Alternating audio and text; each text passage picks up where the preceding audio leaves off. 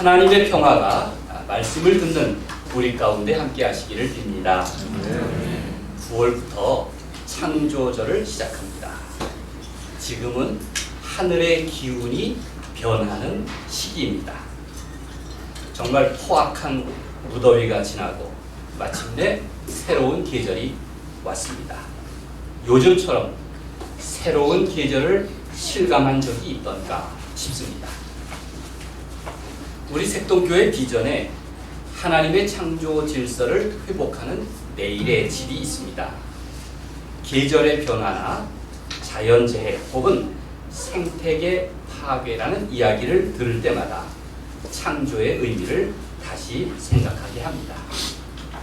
오늘 여러분에게 나눠드린 이 창조 회복 기도문은 집에 가져가셔서 잘 보이는데 좀 붙여주시고 자주 읽어보시면 좋겠습니다.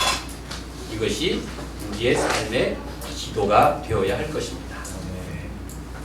9월은 아름다운 계절이지만 종종 태풍의 위협도 찾아옵니다. 인생은 얼마나 아름답습니까? 그러나 종종 고난과 시련 덕분에 의미를 찾기도 합니다. 시인 윤동주가 내 인생에 가을이 오면 이라는 시를 썼습니다. 한 구절 제가 읽어드리겠습니다. 내 인생에 가을이 오면 나는 나에게 물어볼 이야기들이 있습니다. 내 인생에 가을이 오면 나는 나에게 사람들을 사랑했느냐고 물을 것입니다. 그때 가벼운 마음으로 말할 수 있도록 나는 지금 많은 사람들을 사랑하겠습니다. 이것이 첫 연이고요. 마지막 연은 이렇습니다. 내 인생에 가을이 오면 나는 나에게 어떤 열매를 얼마만큼 맺었느냐고 물을 것입니다. 내 마음밭에 좋은 생각의 씨를 뿌려 좋은 말과 좋은 행동의 열매를 부지런히 키워야 하겠습니다. 이런 시를 썼더군요. 새로운 계절을 맞는 사람은 누구나 새 계절에 대한 기대와 다짐이 존재할 것입니다. 오늘 아가서 본문은 계절의 변화를 소개합니다. 바야흐로 새로운 계절을 알려주듯 잔잔한 미풍이 불어옵니다. 미풍은 사람의 마음을 흔들고 들에 꽃을 피우고 나무에 푸른 열매를 맺게 하는 그런 부드러운 바람입니다. 태풍이 한순간 거칠게 지나는 것과 달리 미풍은 두고두고 귓가에 속삭이며 마음을 흔듭니다. 그래서 한이바람은 사랑의 사건을 일으킵니다. 한이바람 했더니 바로 저기서 반응이 오네요. 한이바람. 아가는 사랑의 노래입니다. 두 젊은 연인의 사랑을 묘사한 시로 가득합니다. 그 사랑은 봄을 스치는 바람과 함께 깊어갑니다. 사랑은 얼마나 설레입니까? 두 젊은이가 서로 사랑하는 모습만 보더라도 흐뭇합니다. 초대교회에서는 예수 그리스도와 교회와의 관계를 남녀간의 사랑으로 이해하기도 했습니다. 아가서는 하나님도 인간을 이렇게 사랑하신다 라고 노래합니다. 하나님은 죄인인 나를 부르시고 동행길에 초대하십니다. 지극한 사랑으로 회개와 새로운 삶을 재촉하십니다. 오늘 본문을 오페라라고 한다면 본문의 앞부분 8절과 9절은 여자 목소리로 부르고 뒷부분 10절에서 13절은 남자 목소리로 불러야 합니다. 여자는 멀리서 들려오는 남자의 인기척을 듣습니다. 그 소리는 외침도 함성도 호소도 아닙니다. 다만 자연의 자취, 한이바람처럼 들립니다. 8절 말씀을 함께 읽겠습니다. 내 사랑하는 자의 목소리로. 시작. 내 사랑하는 자의 목소리로. 보라, 그가 산에서 달리고 작은 산을 빨리 넘어오는구나. 그리운 임은 너무나 오래 기다렸기에 이젠 기척으로만도 알 수 있습니다. 내가 사랑하는 분은 나를 만나기 위해 마치 바람처럼 빠르게 들판을 달리고 작은 산을 넘어오고 있습니다. 마침내 기다림이 그 소원을 이루게 되었습니다. 어느덧 내게 가까이 다가와서 나를 지켜봅니다. 9절 말씀을 계속 읽겠습니다. 내 사랑하는 자는 시작. 내 사랑하는 자는 노루와도 같고 어린 사슴과도 같아서 우리 벽 뒤에 서서 창으로 들여다보며 창살 틈으로 엿보는구나. 초대 교회 교부인 암브로시우스는 시편 118편을 주석하면서 하나님의 말씀에 대한 인간 영혼의 자세를 이렇게 비유했습니다. 그 모습은 강가에 앉아 신랑을 기다리는 젊은 여인과 같다. 강가에 앉아 신랑을 기다리는 젊은 여인의 마음. 뭔가 눈앞에 그림이 그려지지 않습니까? 인간은 하나님의 사랑에 대한 그리움과 기다림이 가득한 존재라는 것입니다. 아가서는 내 삶의 현장에 찾아오신 하나님 사랑의 감미로움과 하나님을 사모하는 인간의 심경을 절절하게 나타냅니다. 너무나 그리워하기에 사랑하는 이의 목소리와 발걸음은 거리가 멀어도 충분히 구별할 수 있습니다. 나를 지켜보고 계신 주님은 나를 인도하시기 위해 어느덧 내 곁에 찾아와 주십니다. 그리고 나의 사랑, 내 어여쁜 자야 라고 불러주시고 손을 내밀어 함께 가자, 함께 가자고 하십니다. 10절과 13절은 이렇게 기록합니다. 나의 사랑, 나의 어여쁜 자야, 일어나서 함께 가자. 그러나 사람들에게 이러한 믿음만 있는 것이 아닙니다. 인간의 불신과 두려움도 있습니다. 그 불신과 두려움은 하나님과 거리감을 느끼게 합니다. 때로는 미풍인데도 태풍으로 오해하기도 합니다. 그래서 하나님은 이미 우리 곁에 계시고 나와 함께 하시는데 여전히 아득한 거리감을 느끼며 살아가는 사람들도 많이 있습니다. 포스코사가 이런 광고를 했습니다. 주제가 우리 사이 거리인데 여러분들도 많이 들어보셨을 겁니다. 어색하고 불편한 인간관계의 간격을 거리로 비유했습니다. 사장님과의 거리 42.195km 느껴지죠? 친구와의 거리 110m, 아빠와의 거리 400m, 팀원과의 거리 1000m, 선임과의 거리 2km. 그러나 함께 응원하면 우리 사이 가까워진다. 전 아주 공감이 들었습니다. 그래서 생각해 봅니다. 나와 누구와의 사이는 거리가 얼마나 될까? 거리라기보다는 거리감이겠죠. 엊그제 만난 어느 원로 목사님이 자기 딸 이야기를 했습니다. 나는 딸이 셋인데 모두 까칠해요. 이렇게 불평을 하셨습니다.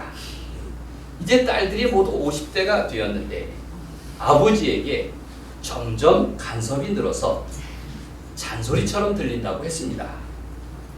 아버지는 딸들과 여전히 친밀감을 느끼는데 딸들은 아버지를 그저 보호 대상으로 피감독자로 본다는 것입니다. 제가 그 이야기를 듣고 딸들이 없는 것이 다행일까? 사뭇 위로를 받았습니다. 집집마다 관계에 문제가 있습니다.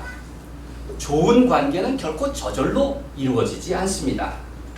관계의 거리를 좁히기 위해서 밤낮 노력해야 합니다. 가장 중요한 것은 함께하는 것입니다. 함께 밥을 먹고 함께 즐겁게 놀고 함께 속 깊은 이야기도 나누고 함께 공동의 위기를 극복해야 합니다. 그리고 무엇보다 함께 기도할 때 하나님 앞에 무릎 꿇을 때 거리감을 좁힐 수 있습니다. 아멘. 여러분의 가정에서 남편과 아내 사이의 거리는 얼마입니까? 한번 솔직하게 생각해 보십시오. 행여 42.195km는 아니겠지요? 자녀와 아빠 혹은 자녀와 엄마 사이의 거리는 밀접합니까? 혹은 소원합니까? 그 단위가 밀리미터 혹은 센티미터입니까? 아니면 킬로미터 혹은 평행선은 아닙니까? 무엇보다 그리스도인인 나는 예수님과 거리가 얼마나 됩니까? 성경은 하나님과 사람 사이의 거리를 들려줍니다. 내가 죄 때문에 하나님과 멀리 거리를 둘 때 그 거리를 가리켜서 하늘과 땅 차이라고 말합니다. 이사야 55장 9절 말씀입니다. 하늘과 땅 차이. 하나님을 경외하는 마음으로 광야 길을 따를 때 언약궤와 백성 사이의 거리는 사흘길이었습니다. 그런데 예수님께서 체포당하시기 전 감람산에서 기도하실 때 제자들과의 거리는 돌 던질 만큼의 거리였습니다. 그런데 기도하기 시작하면 즉시 내 곁에서 함께 하신다고, 그렇게 로마서 8장 26절은 말씀하고 있습니다. 그 거리는 물리적으로 멀게 느껴지지만 언제나 가까이 계신 이유가 있습니다. 나를 사랑하셔서 불쌍하고 측은히 여기는 마음으로 달려 나오시는 그 은혜 때문입니다. 누가복음 15장에 그 아버지와 두 아들의 비유에서 잘 드러나지 않습니까?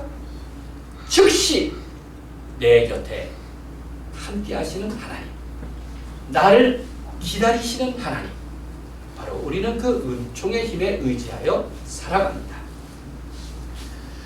사랑은 거리를 좁히는 것입니다. 먼저 하나님이 나를 찾아와 주셨습니다.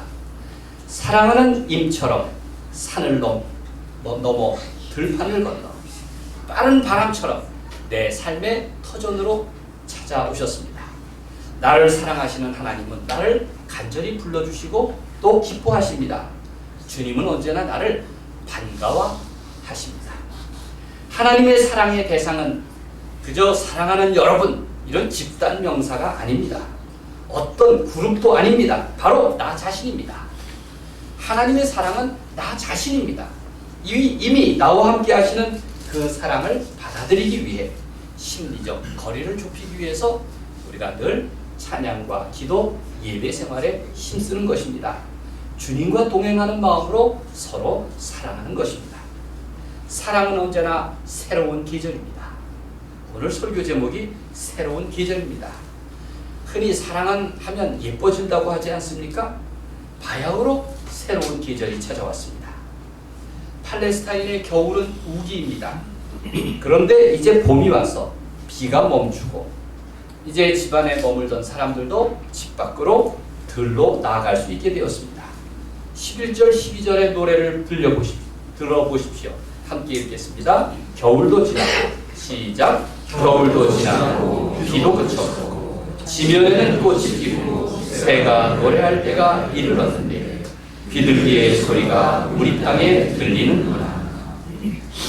이제 무대의 장면이 달라져서 남자의 목소리가 들립니다. 남자의 목소리로 듣습니다. 계절이 바뀌어 꽃이 모습을 드러내고 맷 비둘기 소리가 들려오는 사랑의 때가 무르익었습니다. 사랑을 나누기에 적절한 때가 왔으니 이제 웅크리던 집에서 나와 들로 나가 사랑을 나누자, 이렇게 속삭입니다. 사랑도 때가 있다는 것을 강조합니다. 때가 무르익지 않았는데 사랑을 강요한다면 싹토 움트지 않은 나무에서 억지로 꽃을 피우려는 일과 같습니다. 그래서 억지 사랑은 위험합니다. 하나님은 내 인생에서 새로운 계절을 만들어 주시는 분입니다. 하나님은 초월적 존재로서 우리가 가까이 하기에 얼마나 먼 분입니까? 그런데 그렇지 않다는 것입니다. 하나님은 친밀한 연인처럼 내게 가까이 다가오셨다고 말씀하고 있습니다. 봄철의 따사로운 철처럼 우리의 마음을 움직이십니다. 사실 인생의 봄을 충분히 설명하기는 어렵습니다. 내가 경험하고 있는 하나님의 사랑을 논리적으로 설명한다는 것이 얼마나 어려운 일입니까? 그러기에 신앙은 결코 지식이 아닙니다. 사실을 아는 데서 그치지 않습니다. 하나님에 대한 믿음과 사랑은 바로 나로부터의 변화로 설명할 수 있습니다. 신앙은 사랑으로 표현되는 변화된 삶입니다. 복음은 그것을 믿는 사람의 삶을 만나서, 삶과 만나서 가슴을 울릴 때, 내 삶을 바꿀 때 진정으로 기쁜 소식이 되는 것입니다. 저마다 우리 인생에는 새로운 계절을 맞습니다. 하나님을 사랑하면 그의 삶은 분명히 새로운 계절을 살아갑니다. 중국 교회는 오랫동안 고난을 받았습니다. 그들은 아가서의 이 말씀을 들으면서 오랫동안 자신을 박해하던 현실이 지나고 드디어 새로운 봄이 올 것을 기대했습니다. 이제 새로운 세상이 왔구나. 그렇게 노래하였습니다. 13절은 이렇게 말합니다. 무화과 나무에는 푸른 열매가 익었고 포도나무는 꽃을 피워 향기를 토하는구나. 내게 찾아온 사랑은 이렇듯 나에게 말합니다. 일어나서 함께 가자. 동행한다는 것은 무엇입니까? 내가 살던 삶의 자리를 떠나서 함께 가는 것입니다. 그저 여전히 고정관념에 묶이고 그리고 변화되지 않는 그러한 벽에 머물러 있다면 그것은 동행하는 것이 아닙니다. 함께 가는 것입니다. 지금까지 내 삶이 중심이었는데 이제 삶의 중심이 바뀌는 것입니다. 나 중심의 사랑을 떠나서 하나님이 가르쳐 주신 그 사랑에 따라 살아가는 것입니다. 사랑하는 사람은 이제 내가 세상의 중심이 아니라 내가 사랑하는 사람이 세상의 중심이 됩니다. 우리가 자녀를 낳았을 때 지금까지는 부모 중심으로, 부부 중심으로 살다가 아이 중심으로 살지 않습니까? 그렇게 사랑하는 사람이 세상의 중심이 되는 법입니다. 사랑을 믿고 떠나는 일은 결코 쉬운 일이 아닙니다. 일어나 함께 가는 일은 신뢰가 없다면 위험한 일입니다. 사랑하지 않는다면 얼마나 무모한 일입니까? 그리스도인은 누구나 하나님의 사랑을 믿습니다. 그 사랑 때문에 일어나서 떠날 수 있습니다. 십자가와 부활 신앙을 지녔다면 그러한 모험도 감수할 수 있습니다. 성 아우구스티누스, 우리에게 톨레르게를 가르쳐준 어거스틴은 이렇게 말했습니다. 당신이 빵을 사고 싶을 때 동전을 지불한다. 가구를 사고 싶을 때는 은전을 지불한다. 그리고 땅을 사고 싶을 때는 금전을 지불한다. 그러나 사랑을 사고 싶을 때는 당신 자신을 지불해야 한다. 사랑의 값은 당신 자신뿐이다 라고 말했습니다. 어느새 새로운 계절이 왔습니다. 자기 인생을 사랑하는 사람은 계절이 바뀔 때마다 인생의 새로운 계절을 의식하며 삽니다. 좋은 그리스도인이라면 절기가 바뀔 때마다 하나님의 사랑을 돌아보고 은총을 소망합니다. 지금은 창조절이 시작되었습니다.